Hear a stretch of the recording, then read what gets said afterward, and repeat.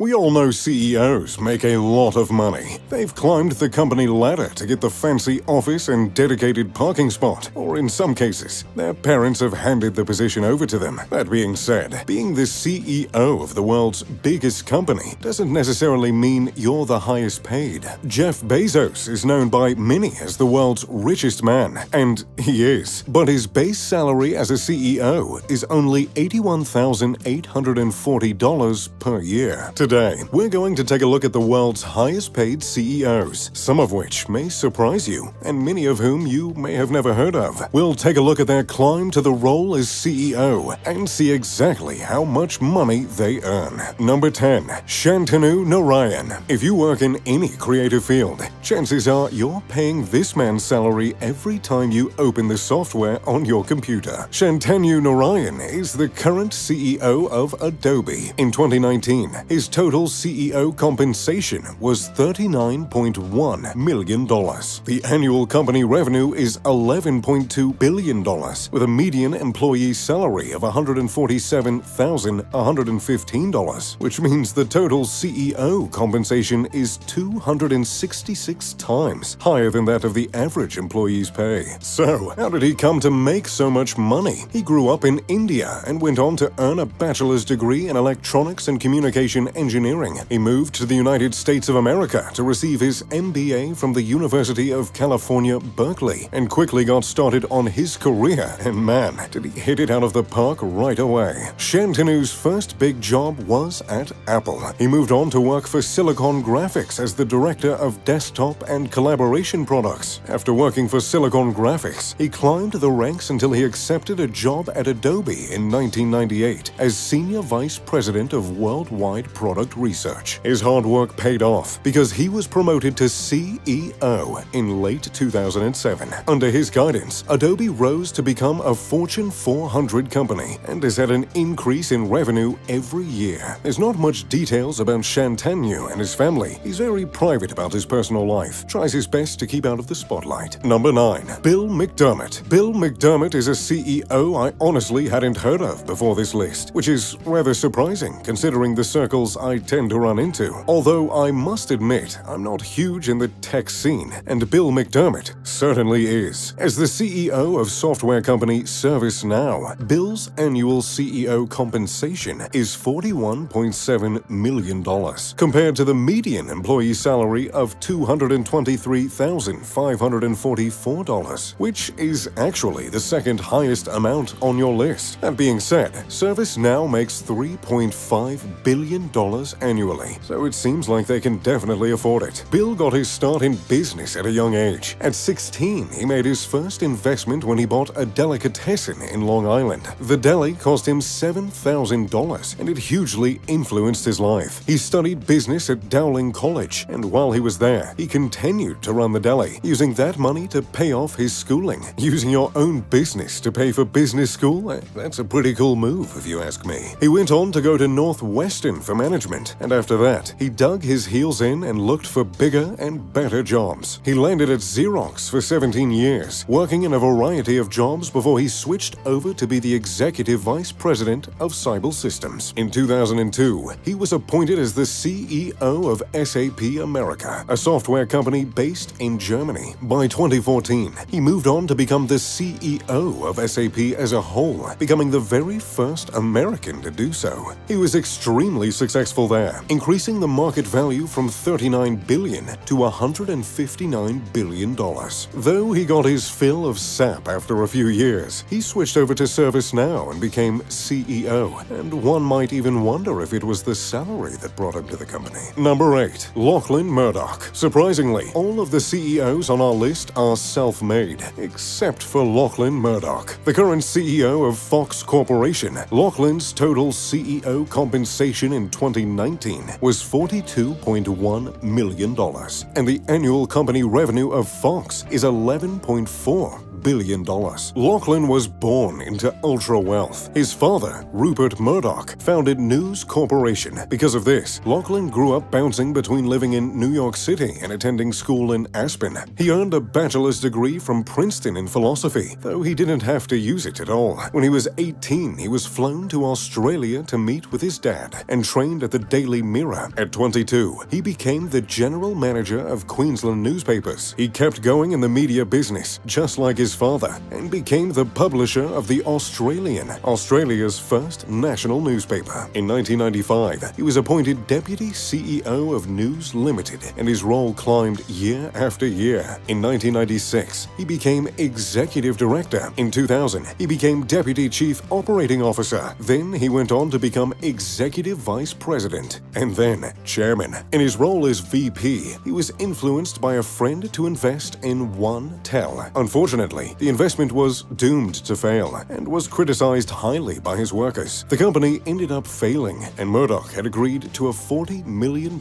settlement. In 2005, shortly after this, he abruptly stepped down from his role. He then founded a private investment company called Illyria Pty, which invested in dozens of companies, including Nova Entertainment. In 2014, he returned to the family business, becoming the co-chairman of News Corporation. His role there only lasted a year before he took on an even bigger role, the executive chairman of 21st Century Fox. And when Fox was bought out by Disney in 2019, he was named that CEO of Fox Corporation, where he remains to this day. Number 7. Satya Nadella. Microsoft is a company you've probably heard of, but you may not have heard of Satya Nadella, the current CEO. His 2019 CEO compensation was a whopping $42.9 million, while the median employee earns $172,512 a year. Satya was born in India and went to Manipal Institute of Technology, where he received a bachelor's degree in electrical engineering. He then made the leap to the United States, where he went to the University of Wisconsin-Milwaukee and certainly froze his tail off. He started his career at Sun Microsystems, then joined Microsoft in 1992. His role in Microsoft was important immediately. He led major projects, mainly the big move to cloud computing. The cloud revenue grew from $16.5 billion to $20.3 billion under him alone. He served as the Senior Vice President of Research and Development for the Online Services Division. Later, he became the President of Microsoft's Server and Tools Business Division. In 2014, he made the big leap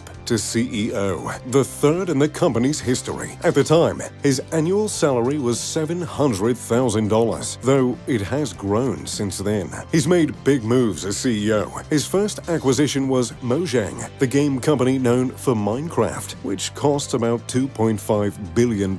He also purchased LinkedIn for $26.2 billion and GitHub for $7.5 billion. Number 6. Miguel Patricio. Perhaps the most secretive CEO on our list. Miguel Patricio is the CEO of a pretty well-known company, Kraft Heinz. The total CEO compensation for him in 2016 was $43.3 million, while the median employee salary was only $42,689, making his compensation 1,014 times higher. Miguel was born in Portugal, but moved to Brazil to get a business degree from a university in Sao Paulo. He cycled through many companies during his career, including Philip Morris, Coca-Cola, and Johnson & Johnson, working in exclusively executive roles. He moved on to Anheuser-Busch for 2 decades, where he eventually became the Chief Marketing Officer and served in that role for 6 years. After that, he moved on to Kraft Heinz as CEO, where he currently resides and makes some pretty dang good money. Number 5. David Zaslav. We all know TV is a money maker, but surprisingly, David Zaslav is the only person in the industry on this list. As the CEO of Discovery, his total 2019 CEO compensation was $45.8 million, a $2 million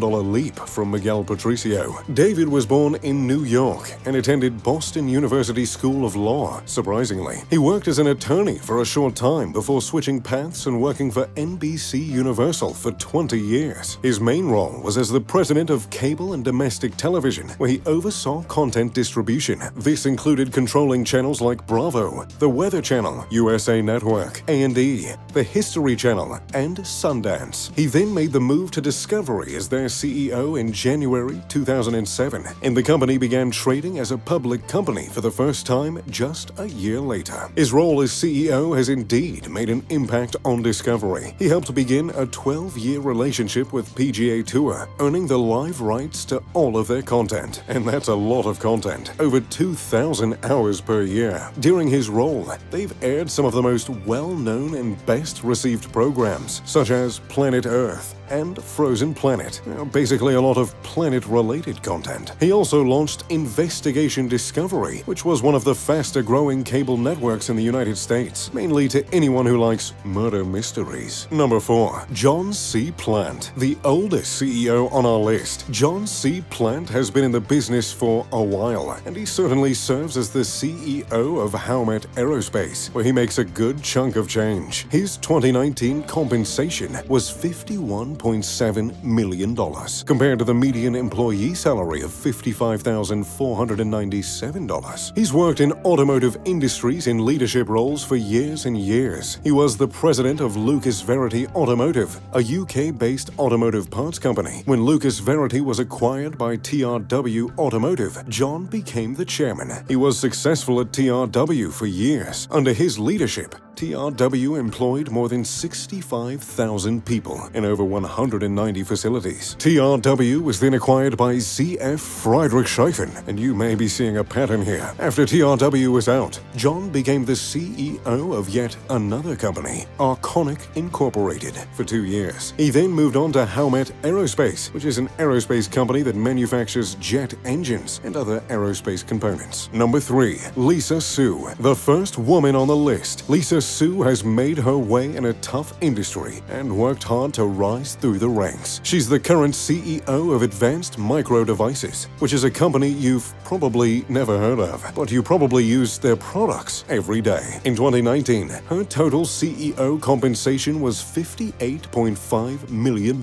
compared to the median employee salary of $96,874. Lisa was born in Taiwan and immigrated to the United States at the age of 3. At such a young age, she was interested in math and technology, and her parents fostered her learning. At 10 years old, she frequently took apart her brother's radio-controlled cars and put them back together again. She then went on to MIT, deciding on electrical engineering because she believed it to be the hardest engineering course there. She earned her master's and her PhD. Her first job was as part of the technical staff at Texas Instruments. Then she moved on to IBM, where she served as the vice president of their Semiconductor Research and Development Center, which is about exciting as it sounds. There, she played a vital role in changing and developing new materials to be used in semiconductor chips. Her work didn't go unnoticed. She became the technical assistant to IBM's CEO, then became the director of emerging products. After a few more job hops, she became the general manager of Advanced Micro Devices, a semiconductor company that develops computer processors. When she became the CEO, she encouraged the company to diversify.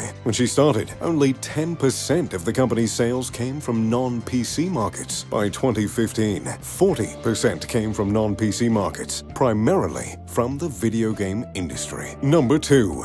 Bob Swan. If you want to see someone who's worked in about every role there is, Bob Swan, the current CEO of Intel, is your man. In 2019, his CEO compensation was a startling $66.9 million, compared to the median employee salary of $96,300. Bob has taken on more roles than damn near anyone I know. He worked at General Electric in dozens of senior finance roles over a 15-year period. He became the CEO of GE Transportation Systems, then the Vice President of GE Medical Systems in Europe. After that, he was the VP of Finance, then the CFO of GE Lighting. Finally, he was ready to make a move on from GE. He then became the CFO of Webvan until the company went under. Even after that, he managed to move on to Northrop Grumman Space and Mission Systems Corporations as their CFO. After that, he was the CFO of HP Enterprise Services and the CFO of eBay. So basically, he's gotten around in a few different industries. He eventually went on to become the CEO of Intel in 2018.